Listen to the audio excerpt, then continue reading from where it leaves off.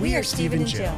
Together, we've been buying and reselling land since the 90s. Our data-centric approach leaves our buyers asking, how can you sell it so cheap? Here on the Land Academy Show, We answer that and more. I'm Stephen Jack Butella. Jill is off today, so I'm interviewing one of the Land Academy ambassadors, Karl Lathus. And for the record, the other one is his wife, Samantha.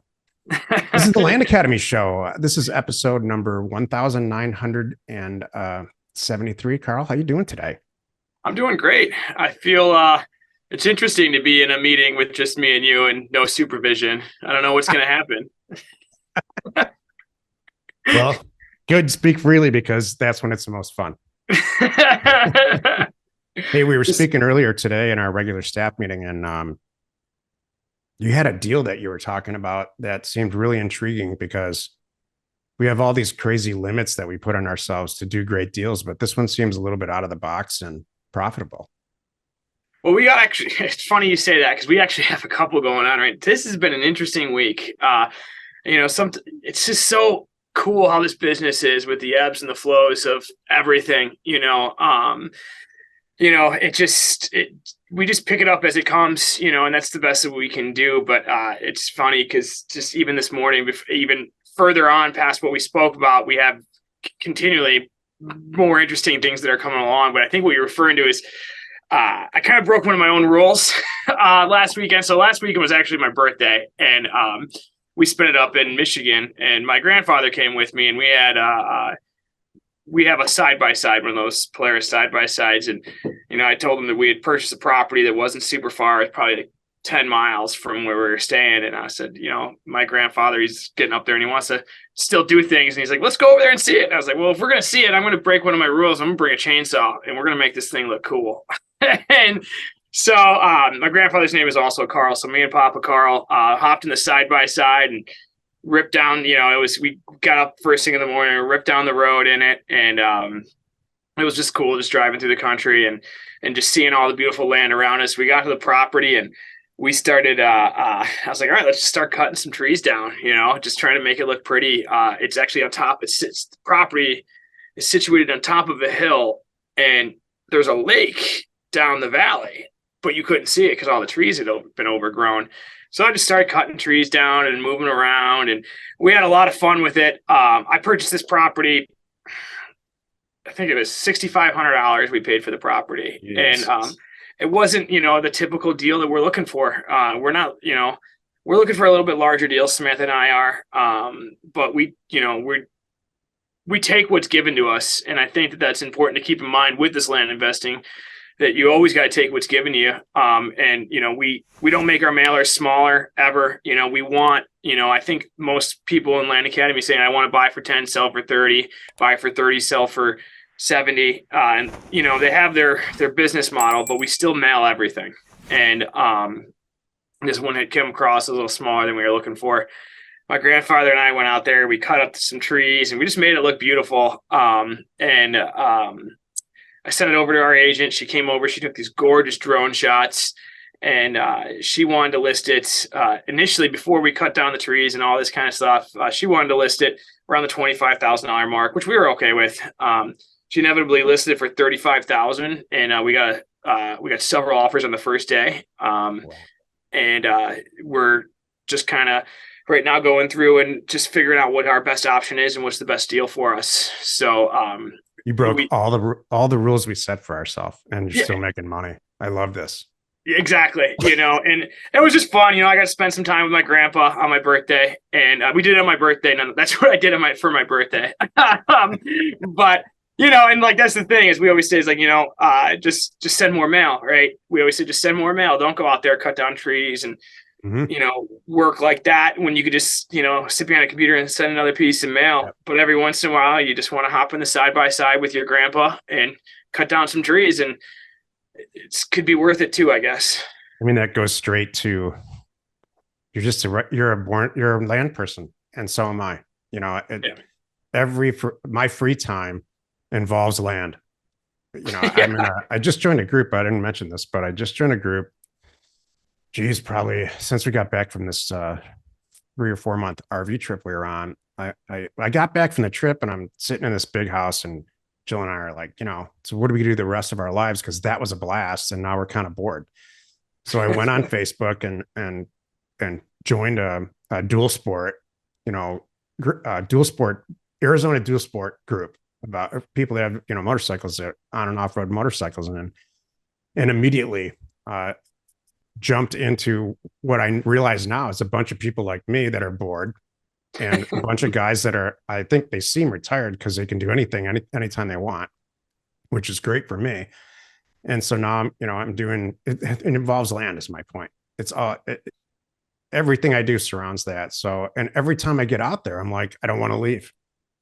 Yeah. So if you're slinging a chainsaw around on your birthday, making a property that you bought more improved, right? It's just in your soul.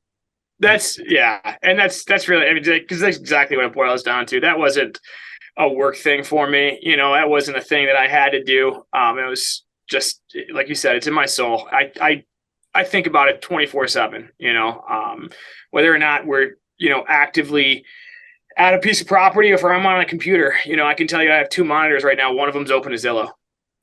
It's just what it is. I can't help myself, so there's 4 or 5 notifications that I get on Zillow and other websites like that, like realtor.com, where there's new listings that are populated every day.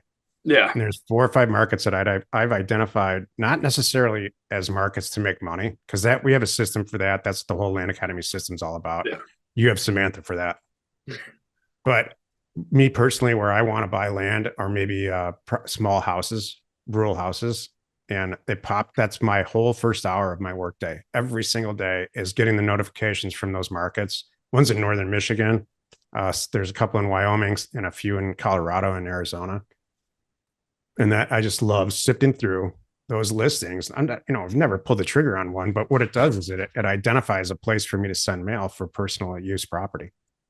Absolutely. I'm always, I have this habit of searching by, I like to look up, $15-20 million houses on Zillow that are for sale, and just like scroll through the photos of them, And so it's just funny because if I go through like my saved homes on Zillow, it'll make you, or even saved land for that matter. There's a couple properties that we identified out in Washington State that I just think are just the most beautiful pieces of land of all time. And, they're listed with real estate agents above market value. They're not anything that we're interested with the Land Academy model, but it's just so, for me, that's, we don't sit down at the couch and watch TV most often. We're usually, if I got a half hour to burn, it's usually just going to be on my laptop and scrolling through properties and thinking about different things in this world.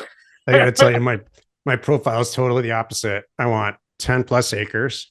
And I want a house that's less than 1,200 square feet, old as possible, biggest pile of crap house or mobile home that you can think of on the greatest piece of dirt for like way under value. And it's shocking when you start to, especially after we drove around the country, it's shocking to see what populates. Like there are really some amazing bargains. And that I'm not saying, geez, and I'm sure you're not either. I'm not advocating at all to our listeners that this is the way you buy real estate, because it's not, but it's a great way to identify markets that you might think are undervalued, and get ideas about sending mail. Yeah. You do got to follow your heart a little bit, right? I intentionally don't invest in Arizona. I'll say that. I've said it before. I don't understand the desert. I don't understand the lure of it. Samantha and I, we send mail to places that we do. Mm-hmm. We do enjoy, we do love to look at, we do love everything about that specific land, but then she narrows it down with her test and with the way that, the Land Academy way of using a red, yellow, green test and doing all the tests to make sure it works in that regard. But we always do mail property. I've never bought a property that I wouldn't be okay with hanging on to for the rest of my life. I'll be honest. Yeah. They don't stick around very often, at all, but we buy property that we love and we understand. And that, that being said, I don't understand the desert. I don't understand not being in green areas and areas with water. It just doesn't resonate for me. So we just don't do it. But I know there's, you yourself, you made it, a business, a lifetime out of purchasing properties, in the desert. And that's just, it happened. This whole thing started by exactly what you just described with the chainsaw event. It was a one piece of property that I bought for myself that I was going to keep forever, and posted on the internet just to see what would happen, and it sold. And I had like seller's remorse. I'm like, what was I thinking? Because you think in the back of your head when you're new at this, I'm sure you went through this, maybe you still do. It's like, I don't know if there's ever going to be a deal like that. Maybe I shouldn't have sold it. And so I don't have that as much anymore. Although once in a while, I just sold a fly fishing property in Arizona, right on the water, that it was the same situation. Buy for, I don't know what the numbers were, $3,000 or $4,000. And we sold it for 35 in the first week, which makes me think we didn't list it for enough. And B, it's like, waterfront property in Arizona is pretty hard to come by. So it all happened kind of fast. And the truth is, probably shouldn't say this out loud, but we've got people working for us that make automatic decisions, which I've trained them to do and asked them to do. And they're there to make money. And it's like, wait a minute. And it sold too fast. So. Yeah. And that's, that's the thing with, like you said, training people to do things so we don't have to spend our whole days doing all these subtle nuances that eat up our whole day. And yeah, you could always, hindsight's 2020, right? And it's easy to look back and say, hey, so-and-so, why'd you sell this property for $35,000? I'd keep it for that. But at the end of the day, the financials are there. And what we're doing is we're creating a business that's, especially with having these people in place who don't have the emotions behind a fly fishing property in Arizona. They're just saying, Jack told me to sell it, I'm going to sell it. And that's what's really great about putting these systems together. Because quite frankly, I tell you, if you really sat down and thought about it, it was probably the right decision to sell it. And you did good on it, right? You made, you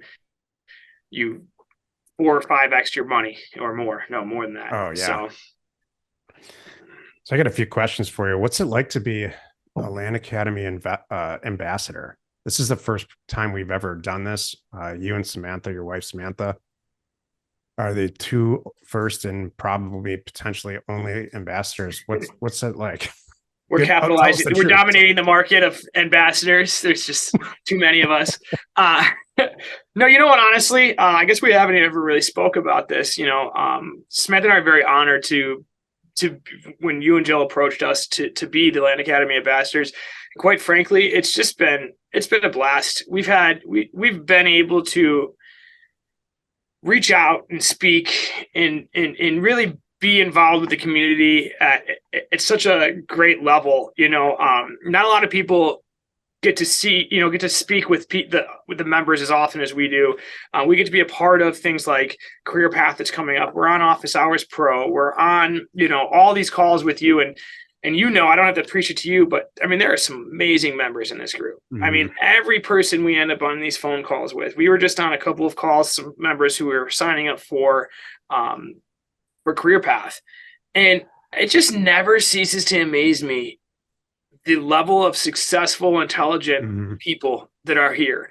And I think that's that's what we're trying to do as the ambassadors, is trying to be out there and be like, hey, listen, we'll tell you our story, but we also want to hear your story. And I can't get enough of it. There's some of these people in these that we just meet that just blow my mind away. And quite frankly, we're coming up on Career Path, and there's going to be quite a few of those people that I'm referring to.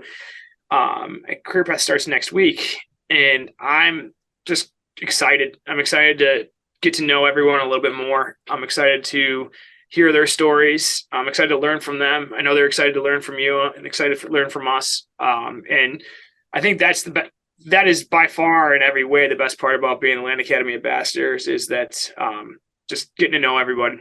I call it, what you kind of described there, is that light bulb moment. So I can tell, well, Career Path, for the record, starts on Wednesday. So in fact, it starts the day that this airs. So that light bulb moment it happened to me with that first deal. You wouldn't be out on your birthday with a chainsaw and your grandfather cutting trees down if it hasn't happened to you guys. And I could tell with you guys immediately it happened. So the Career Path is generally just packed full of people that have that light bulb moment. And if you don't, it's a struggle. There's a lot of things that I have in my life that I've thought I wanted to do, but never really had that light bulb moment. Like for my entire, uh, school age, my school age goal is to become a medical doctor. But I know now I never had that light bulb moment. And here I am buying a piece of land that's amazing and reselling it for money for a price that's still not retail. I don't know. There's just something about it that makes sense to me. And I love to hear the enthusiasm of people that have had that light bulb moment. That's the reason we asked you guys to be the ambassadors, because I think you're sharing. That's the kind of presentation you're putting forward on what's possible financially and just in your soul. Yeah, and no, I agree. I see a lot of similarities to exactly what you're saying and to what what you've experienced and what we've experienced. It's addicting. It's you've said it before, is you don't know how long you're going to be working as hard as you are with all this Land Academy stuff, but you're always going to be a land investor. I can't ever see a time in my life that we're not going to, hey, Samantha, send out that mail. I don't care if I'm 90. It's like, hey, send out that mail. Let's get some property over there. I don't see there being a future that after knowing what I know now, there's no future in not investing in land for us. And that's, that's not a job. It's not a job for us. It's what we enjoy doing. Yeah. Yeah, I completely agree. I mean, one of the most common questions, and this is that I get, and I still get it, is what the hell were you thinking? You're starting Land Academy.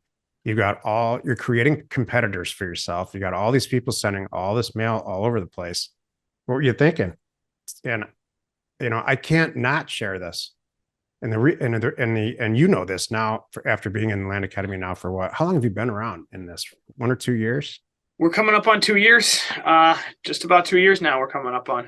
What ends up happening is people that have that light bulb scenario send a bunch of mail out, understand it, generate some great deals, but they don't have the dough. And they come to people like us and like you and say, I love doing this. I see the whole point. Don't have the money. Let's partnership a deal.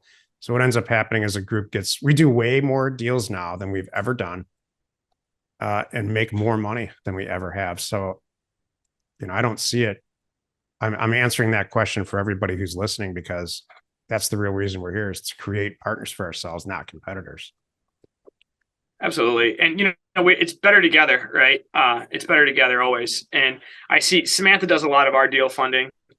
She handles a lot of that. And I see what she's just so good with connecting with people and helping people. And I just see the people that she helps with these, first of all, with moving them along the process and showing them what is really possible. She's made a lot of great friends that she communicates with daily within Discord, who are sending her deals for review and things like that. And it's a partnership thing, and it's a better together kind of thing. We're not, adversaries. We're not, it's not you or I, it's all of us together. And that's cool. What is it like to work with your spouse, man? Well, this isn't recorded or anything, is it? This is recorded and published. Because if you're going to be straight with me, I'll be straight with you, because I work with mine also. No, it's great. Quite honestly, I think this isn't the first business that I've started. And Samantha came over to this land business under my pressure to do so. Didn't know that. But when I started my initial business, it was, I had the help of my father. He showed me some of the way of what I knew what to do. But at the end of the day, it ended up just being me. I felt like I had to do everything. I woke up every morning at 4 a.m. for almost 10 years. And I didn't I didn't stop work until 8 p.m. I did everything. I did absolutely everything that I need that could be done for the business, because I thought that no one could do it like me and no one's going to care like I do. Now, that may or may not be the case, but at the end of the day, there's no reason for all that. Yeah. And after I started to realize more and more through my other businesses, and then once I took Career Path with you, Jack, And I started to realize how important it is to just let go of certain things and to understand that this is what I'm good at. This is what you're good at.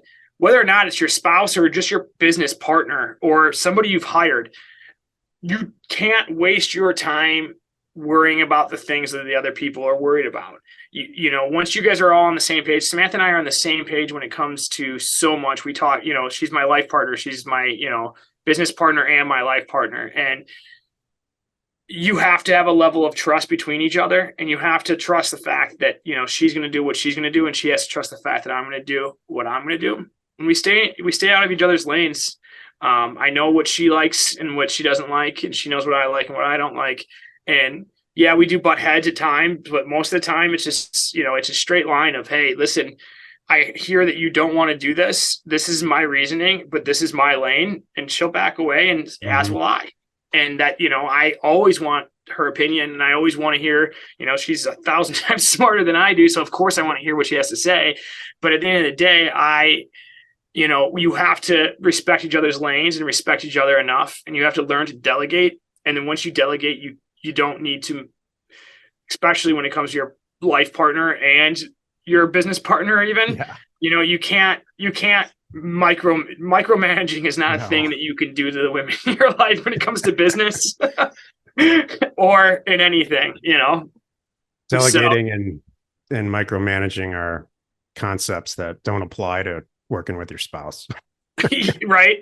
You know, and at the end of the day, it's just like, we have fun doing it. And I think that you always got, you know, there are times when things get stressful and you got to figure things out, and, you know, and tempers flare. But at the end of the day, you always got to remember to enjoy it. You know, it's nothing matters that much that's ever going to affect us as much as, you know, hey, listen, this didn't work out. This deal sucked, and, you know, we're done with it. Doesn't affect our relationship in our marriage or in our business, you know. And I think you got to just remember to always just enjoy it, you know, as bad as things sometimes can be, which quite frankly, I think I'm speaking of other businesses as opposed to this land business, because there hasn't been that level of stress there. But yeah, I think you got to remember to enjoy it, just to stay in your own lane. I had a business partner of many years before Jill and I joined forces in it, and it ended very well. I still talk to the guy all the time, but what I realized toward the end of the partnership, and it ended, my business didn't end at all. It actually got better and changed and got different. And he just had, as it grew, the business description changed and the primary point changed. And I realized at the end, you know, that we didn't have the same goals. Like, he wasn't in it for the reasons that I was in it. And as soon as the partnership kind of ended, or what we were doing together ended, he went off and did something else.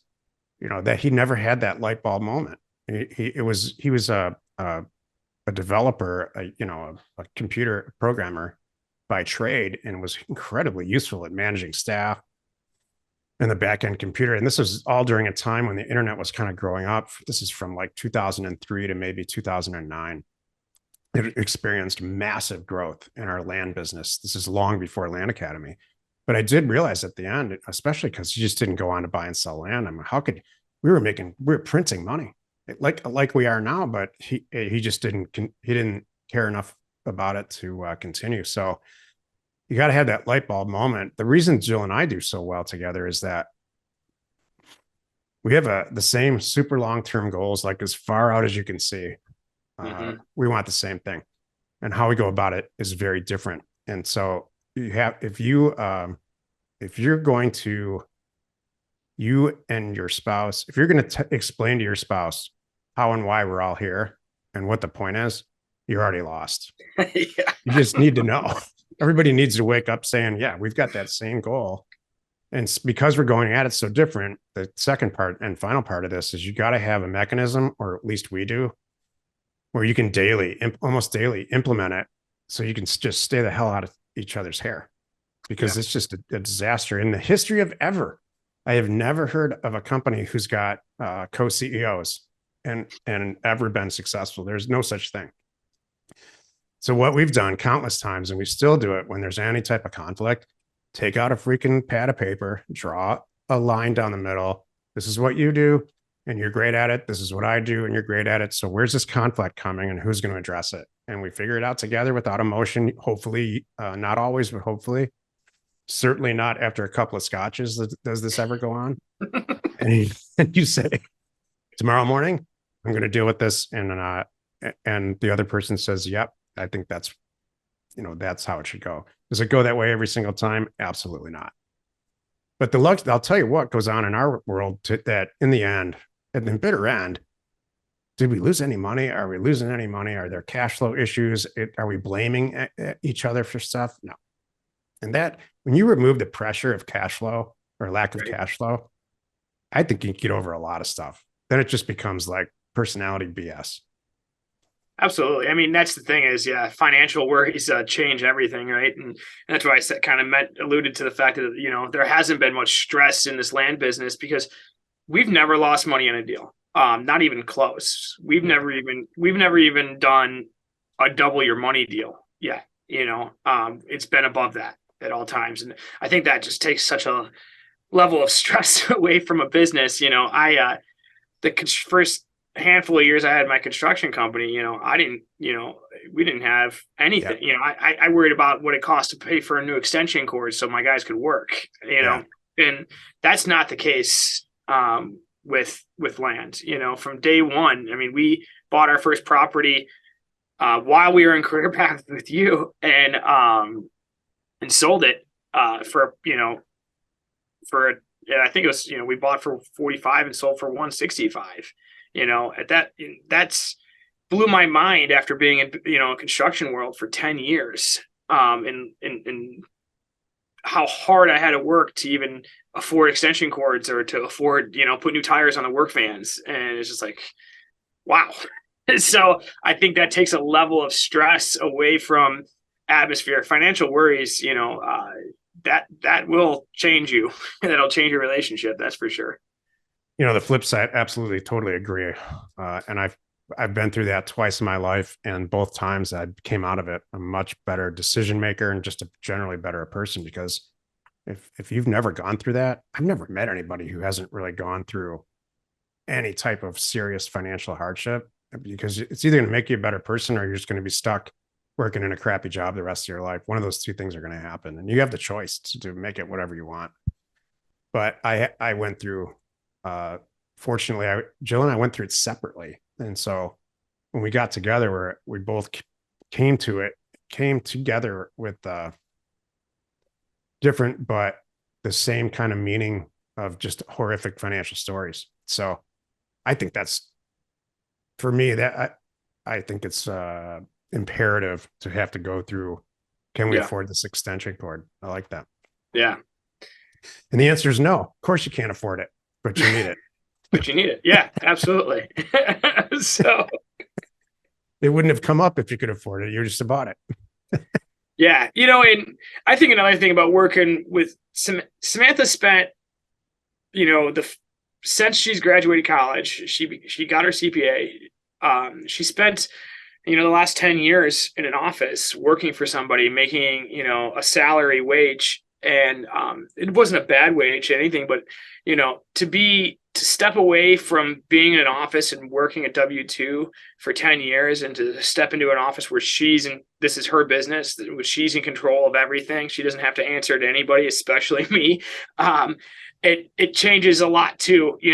I made that realization a long time ago that I couldn't work for somebody. And I think sometimes people, that hardship too is just working for somebody and being under that thumb of the corporate veil. And for her to walk away from that, I've just seen her change her mindset and her, her approach to everything change, because at the end of the day, this is for us. This isn't for some mega corporation that's going to change nothing in her compensation because she, altered the way they do business.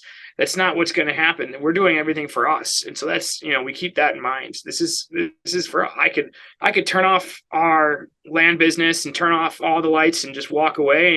And the only person that's going to hurt is me.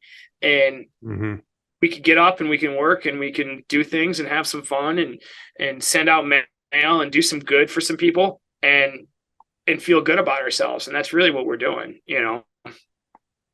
Now that Because like kind you of said, the financials are on it. leads me to my next question, which is, you guys, in my opinion, which is one of the reasons we asked you to be ambassadors, really fit the profile of somebody who can be, and you obviously are super successful at this. This is another question I get all the time. What do you think the profile is of somebody who's going to do really well at buying and selling land?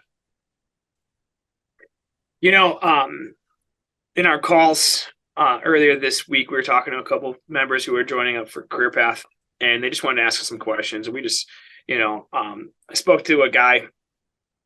He's been land investing with Land Academy. He's been a member since, I think he said 2017. He's got 25 properties for sale right now, and he's sending out mail weekly. And he just put his 2 weeks in for work, and he signed up for Career Path. He's starting his Career Path journey, and he's like, I just don't know. And he said, I just feel like I'm about to start. I feel like I just can't get there. And I said to him, hey, the boss that you just put your 2 weeks into, how many properties does he own right now? What do you think his net worth is? And he said, well, he doesn't own any properties. And I know that, he's just, working the job. And he said, at that moment, he started thinking about it, just like, yes. And I think that's the profile of the people in Land Academy, is we're always looking for the next step. I personally always feel is that I'm still at the starting line. I feel as though I have something else to do, something else to prove, and something else to keep moving forward on.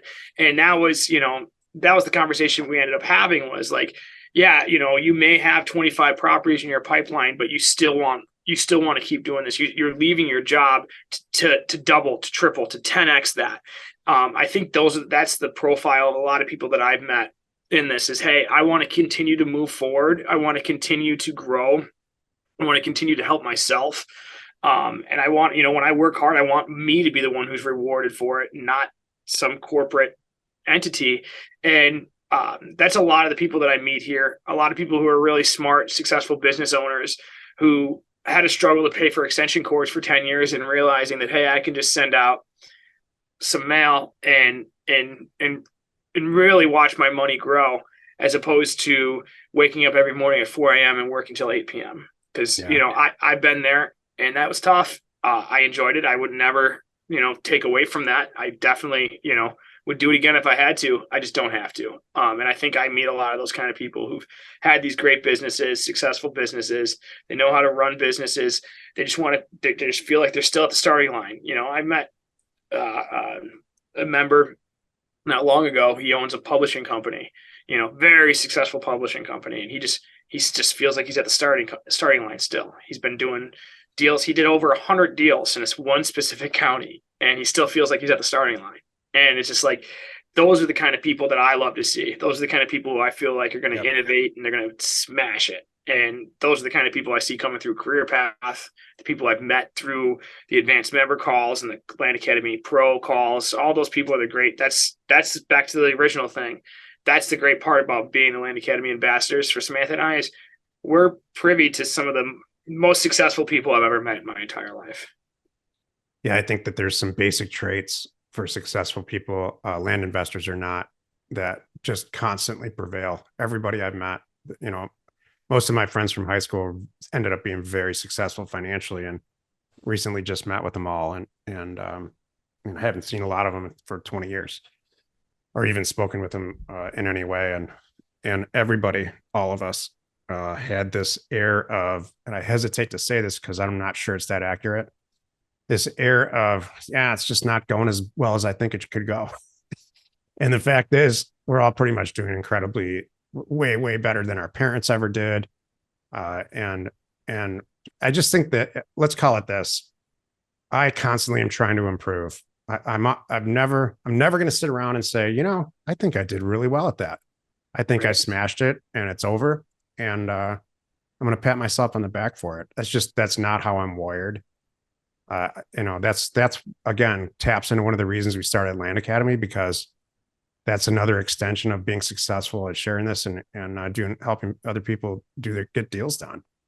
Yeah. And so I really think a lot of this is just a personality trait. There's some other huge components that go into, the profile of a successful land investor. One of them is coming to Land Academy, or coming into that land investment business, owning another business, which you guys, which you've done. I think that once you understand how to manage a staff, or at least understand that you never want to do it again, or you're great at it, or you suck at it, or you're a great manager of people, or a terrible manager of people, or something in between. But once you get your feet really wet doing a couple of things, you're going to like it or not like it. And it makes you, it forces you to remove a lot of emotion and remove the constant self-assessment, because those things are not going to lead to anything. You got to do stuff, and you got to do it to some goal, which for us is making money. So it's that light bulb thing. There's a land light bulb component, and then like I'm okay at running a business component. If you have those two things, this is going to work.